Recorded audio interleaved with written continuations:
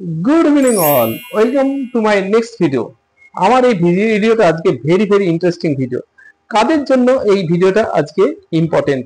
এই ভিডিওটা তাদের জন্যই যে সমস্ত ছাত্রছাত্রীরা তারা নিজেকে যে বিভিন্ন চাকরি পরীক্ষার জন্য প্রিপেয়ার করছো, সেই চাকরি পরীক্ষাগুলো কি কি? সেটা হচ্ছে তোমার স্টাফ সিলেকশন কমিশনের পরীক্ষা হতে পারে, সেটা আমাদের এডিআর পরীক্ষা হতে পারে, সেটা গ্রুপ সি, গ্রুপ ডি, রেলের বিভিন্ন পরীক্ষা হতে পারে, এবং সেই সমস্ত ছেলেমেয়েরা যারা জিকে অর্থাৎ কুইজ কম্পিটিশনের জন্য, যারা জেনারেল নলেজের জন্য যে প্রিপারেশন নিচ্ছ, সেই সমস্ত ছেলেমেয়েদের কাছে আজকের এই ভিডিওটা ভীষণ ইন্টারেস্টিং হতে পারে।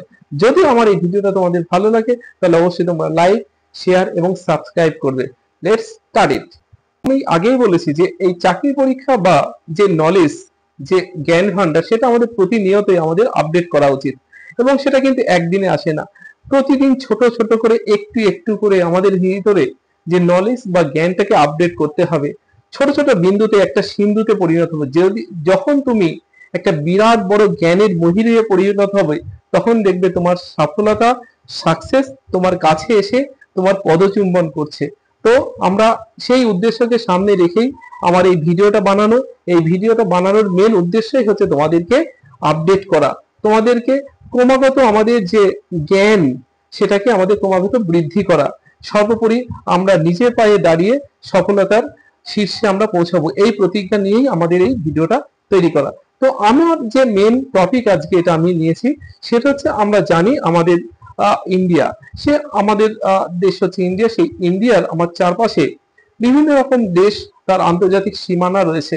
তো এই সীমানাগুলোর মধ্যে যেগুলো ভীষণ ইম্পর্টেন্ট, বিভিন্ন রকম কোয়েশ্চেন আমাদের ছেলেমেয়েদের কাছে জানতে চাওয়া হয়, যেমন ইন্ডিয়ার চারপাশে যে সমস্ত দেশগুলি রয়েছে, বিশেষ করে পাকিস্তান বলো, যেটা চায়না বলো, ভুটান বলো, নেপাল বলো, মিয়ানমার বলো, বিভিন্ন রাষ্ট্র রয়েছে। তো এই যে দেশগুলোর মধ্যে যে বর্ডার, আমাদের ইন্ডিয়ার সাথে চায়নার বর্ডার, ইন্ডিয়ার সাথে পাকিস্তানের বর্ডার, ইন্ডিয়ার সাথে আফগানিস্তানের বর্ডার, এই সমস্ত বর্ডার নিয়ে আমার এই টপিকটি। তাহলে আমরা আমাদের প্রথমেই শুরু করব আমাদের সবচেয়ে বেশি যে বর্ডার আমাদের ইন্ডিয়া আর অন্য একটা রাষ্ট্র, সেটা হচ্ছে বাংলাদেশ। আমাদের ইন্ডিয়া এবং বাংলাদেশের মধ্যে সব থেকে বেশি দৈর্ঘ্যের সীমানা রয়েছে, সব থেকে বেশি বর্ডার রয়েছে। ইন্ডিয়া আর এই বাংলাদেশের বর্ডার অলমোস্ট 4100, মানে 4096 কিলোমিটার তার দৈর্ঘ্য, তার লং রয়েছে। এবং এই ইন্ডিয়া এবং বাংলাদেশ এই সীমানা প্রহরীর ভূমিকা নেয় বর্ডার সিকিউরিটি ফোর্স অর্থাৎ বিএসএফ। এইখানে পুরো পাহারা আর কাজ করে আমাদের ইন্ডিয়া এবং বর্ডার সীমানায় আমাদের ভারতীয় বাহিনীর পক্ষ থেকে বিএসএফ সেনা মোতায়েন থাকে, আর ওদিকে বাংলাদেশের পক্ষ থেকে বিডিআর মোতায়েন থাকে। এবং এর পরবর্তীতে আমরা যেটা দেখব সেটা হচ্ছে ইন্ডিয়া পাকিস্তান, যেটা আমাদের ইন্ডিয়া পাকিস্তান মানেই আলাদা একটা সম্পূর্ণ কনফ্লিক্ট অনুভূতি, আলাদা একটা মানে আমাদের কি বলবো, রক্ত তরঙ্গ ওয়েভ শুরু হয় পাকিস্তানের নাম শুনলে। তো একটা সময় আমরা জানি দেশ স্বাধীনতার আগে পর্যন্ত আমরা একই সাথে ছিলাম। তো ইন্ডিয়া আর পাকিস্তানের সীমারেখা নির্ধারণ করা হয় 1947-এ। সেই সীমারেখার নাম হয় যে রেড ক্লিফ লাইন।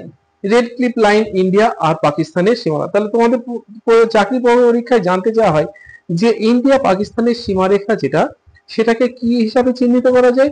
সেটা হচ্ছে রেড ক্লিফ লাইন হিসাবে চিহ্নিত করা যায়। তো ইন্ডিয়া আর পাকিস্তানের যে বর্ডার, এই বর্ডার মোটামুটি কত দৈর্ঘ্য? এই বর্ডার ইন্ডিয়া পাকিস্তানের বর্ডার যেটা, সেটা অলমোস্ট আমাদের 3345 কিলোমিটার দৈর্ঘ্য হবে। আর ইন্ডিয়া আর পাকিস্তান যে বর্ডার আমাদের, এই ইন্ডিয়া পাকিস্তান বর্ডারে কারা পাহারা দেয়, কারা প্রহরীর কাজ করে? সেখানে আমাদের বিএসএফ বাহিনী রয়েছে, বর্ডার সিকিউরিটি ফোর্স রয়েছে, আমাদের ইন্ডিয়ান আর্মি রয়েছে। এরা বিভিন্ন ভাবে আমাদের এই সীমানার পাহারা দেয়। তাহলে এখানে একটা আমরা শিখেছি, ইন্ডিয়া আর পাকিস্তানের যে সীমারেখা, এই সীমারেখাটার নাম হচ্ছে রেড ক্লিফ লাইন। এখন কথা হলো, রেড ক্লিফ লাইন কত সালে এটাকে করা হয়? এই রেড ক্লিফ লাইনটা 1947-এ করা হয়। হ্যাঁ, 1947-এ। কিন্তু পরবর্তীকালে আমরা দেখলাম যে পাকিস্তান অর্থাৎ বাংলাদেশ, পূর্ববঙ্গ, যেটা পাকিস্তান থেকে আলাদা হয়ে যায়, এবং পাকিস্তান থেকে আলাদা হয়ে যাওয়ার পরবর্তীকালে এখন ওই সীমানাটা যে বাংলাদেশ আর পাকিস্তানের যে বর্ডার, সেটার নাম হচ্ছে রেড ক্লিফ লাইন। প্রথমে কিন্তু ইন্ডিয়া পাকিস্তানের বর্ডার লাইন ছিল রেড ক্লিফ লাইন। এখন যে রেড ক্লিফ লাইনটা যে করা হয়েছিল ইন্ডিয়া 1947-এ, তো এটা কে করেছিলেন? এটা করেছিলেন এরিল রেড ক্লিফ নামে একজন ব্রিটিশ। তিনি এই সীমারেখাটা নির্ধারণ করেছিলেন। এরপরে আমরা চলে আসব যে আমাদের নেক্সট যে দেশ সেটা হচ্ছে China, India China border. India China border নিয়ে জানো, এটা সারা জীবনের আমাদের একটা মানে কনফ্লিক্ট চলে আসছে, কিছু এলাকা নিয়ে আমাদের কনফ্লিক্ট চলে আসছে। তবুও আমাদের যে ইন্ডিয়া আর চায়নার যে বর্ডার সীমারেখা, সেই সীমারেখার নাম হচ্ছে ম্যাকমোহন লাইন। তাহলে ম্যাকমোহন লাইন ইন্ডিয়া, এটা কোশ্চেন কিন্তু চাওয়া হয় যে ইন্ডিয়া চায়নার যে বর্ডার, সেই বর্ডারের নাম কি? সেটা হচ্ছে ম্যাকমোহন লাইন। এখন কথা হচ্ছে যে আমাদের যে ইন্ডিয়া আর চায়নার যে বর্ডার লাইন, সেটা পাহারা দেয় কে? ইন্ডিয়া চায়নার যে বর্ডার লাইন সেটা পাহারা দেয় ITBP ফোর্স। যে আই ইন্দো কি হচ্ছে টিবেটিয়ান বর্ডার পুলিশ, ITBP এখানে প্রহরীর কাজ করে। আরো আছে SFF বাহিনী এখানে প্রহরীর কাজ করে। এবং আমাদের এই যে ইন্ডিয়া আর চায়নার যে বর্ডার, অলমোস্ট এটা 3500 প্রায় 3400 কিলোমিটার লং রেঞ্জ, এটা যে ডিস্টেন্স অতিক্রম করে। তাহলে ইন্ডিয়া চায়নার যে লাইন, সেই লাইনটার নাম কি পেলাম আমরা? McMahon line. এই ম্যাকমোহন লাইন আমাদের কবে এটা করা হয়েছিল? এই ম্যাকমোহন লাইনটা 1914 সালে এটা করা হয়েছিল। এবং এটা কখন করা হয়েছিল? যে সিমলা কনভেনশন অর্থাৎ সিমলা চুক্তির মাধ্যমে এই ম্যাকমোহন লাইনটা নির্ধারিত হয়। তাহলে ম্যাকমোহন লাইন ইন্ডিয়া চায়না, ওদিকে red cliff line India Pakistan. বর্তমানে রেড ক্লিফ লাইন বাংলাদেশ পাকিস্তানের সীমানার মধ্যে রয়েছে। এবার আমরা আসবো সব থেকে ইম্পর্টেন্ট যেটা, সেটা হচ্ছে ইন্ডিয়া আর আফগানিস্তানের যে বর্ডার বা সীমারেখা। ইন্ডিয়া এবং আফগানিস্তানের সীমারেখা যেটা, সেটার নাম হচ্ছে ডুরান্ট লাইন। এই ডুরান্ট লাইন আঁকা হয়, এই ডুরান্ট লাইন সীমাটা নির্ধারণ করা হয় 1893 সালে ব্রিটিশ পিরিয়ডে, যখন ব্রিটিশরা ভারতবর্ষকে শাসন করছিলেন। তখন আফগানিস্তান আর ইন্ডিয়ার সীমারেখাটা ডুরান্ট লাইন হিসাবে চালু করা হয়। এবং পরবর্তীকালে যখন দেশ স্বাধীন হয়, অর্থাৎ 1947 সালে যখন পাকিস্তান এবং ইন্ডিয়া আলাদা হয়, তখন এই ডুরান্ট লাইন যেটা, সেটা হচ্ছে আফগানিস্তান আর পাকিস্তান সীমানাটা পড়ে যায়। তাই বর্তমানে ডুরান্ট লাইন হচ্ছে পাকিস্তান আর আফগানিস্তানের সীমারেখাকে বলা হয়।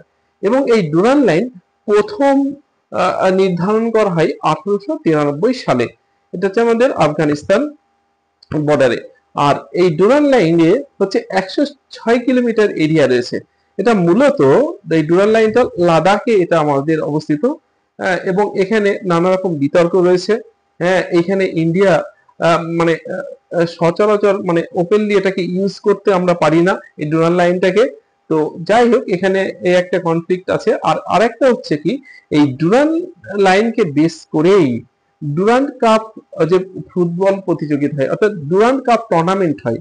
ডুরান্ট কাপ টুর্নামেন্ট হচ্ছে এশিয়ার মধ্যে সবচেয়ে পুরনো ফুটবল প্রতিযোগিতা। তো তোমার এখানে কোশ্চেন আসে যে Durand cup tournament related with the cricket, football, hockey, volley. তো এটা ডেফিনেটলি আনসার হবে ফুটবল। এবং এটা এই ডুরান্ট কাপ টুর্নামেন্ট হচ্ছে এশিয়ার মধ্যে সবচেয়ে ওল্ডেস্ট টুর্নামেন্ট। নেক্সট যেটাই আসবো আমরা, সেটা হচ্ছে ইন্ডিয়া আর মিয়ানমার যে border. India Myanmar border almost প্রায় 1700 কিলোমিটারের কাছে আমাদের ইন্ডিয়া মিয়ানমার যে বর্ডার সেটা।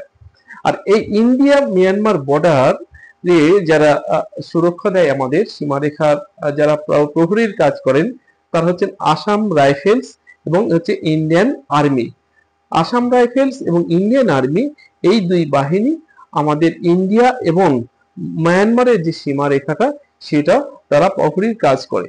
এর পরবর্তীতে আমরা আসব, সেটা হচ্ছে আমাদের ভুটান।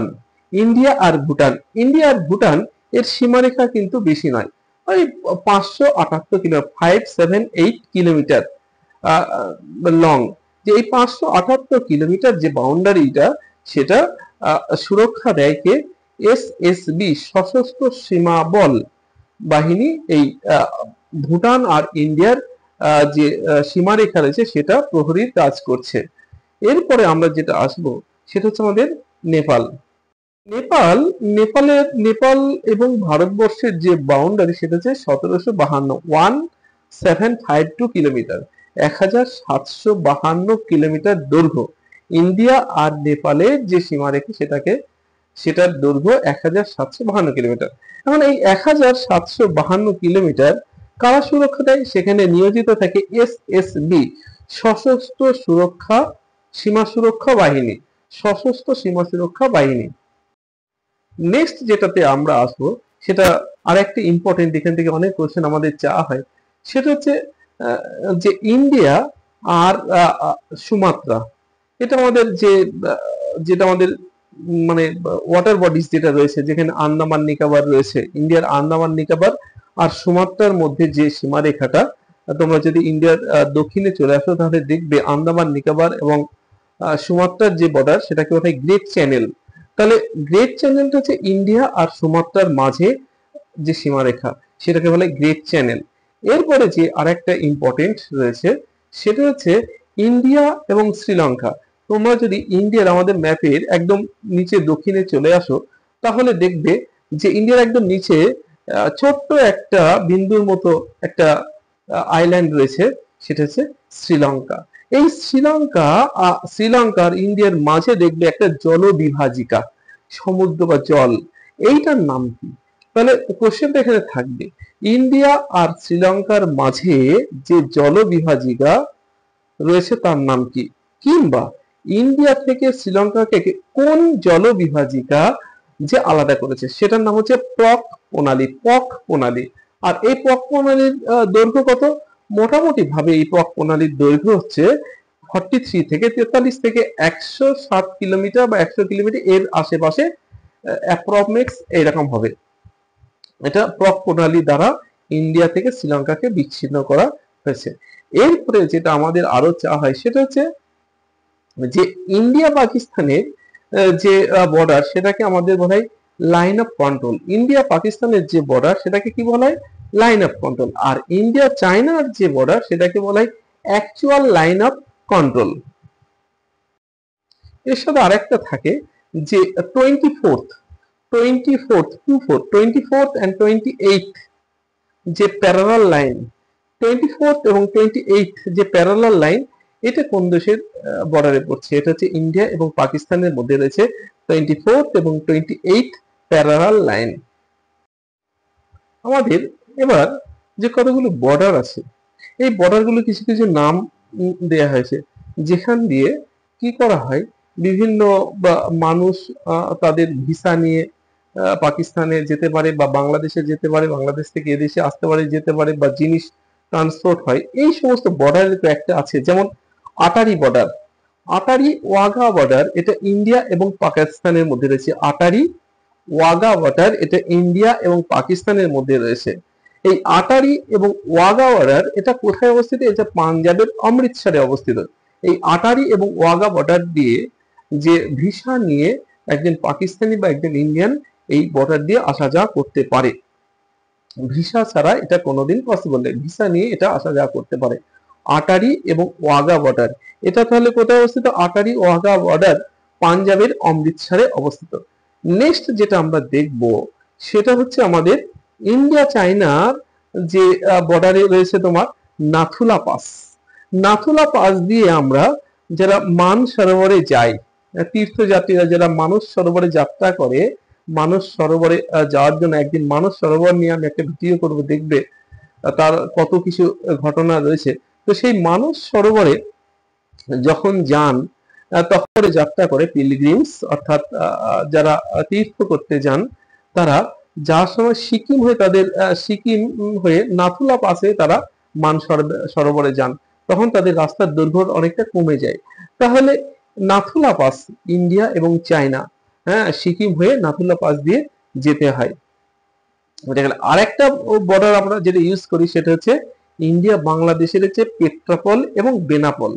পেট্রাপল বেনাপল সীমানা দিয়ে বাংলাদেশ এবং ইন্ডিয়ার মানুষ এবং জিনিসপত্র আনা আদান প্রদান করা হয়। এই পেট্রাপল এবং বেনাপোল সীমান্ত, এটা হচ্ছে আমাদের তুমি যদি 24 পরগনায় চলে আসো, পশ্চিমবঙ্গের 24 পরগনার বনগাঁ জেলাতে এটা রয়েছে। এখান দিয়ে আসা যাওয়া হয়, গেদে সীমান্ত দিয়ে আসা যাওয়া হয়। আজকের এই ইনফরমেশন তোমাদের অনেক কাজে লাগবে এবং এটা তোমরা নোট করে রাখবে। আর যদি তোমাদের মনে হয় যে এই ইনফরমেশনটা তোমাদের অনেক কাজে লাগছে, তাহলে অবশ্যই তোমরা লাইক শেয়ার করবে এবং আমাকে মোটিভেট করবে।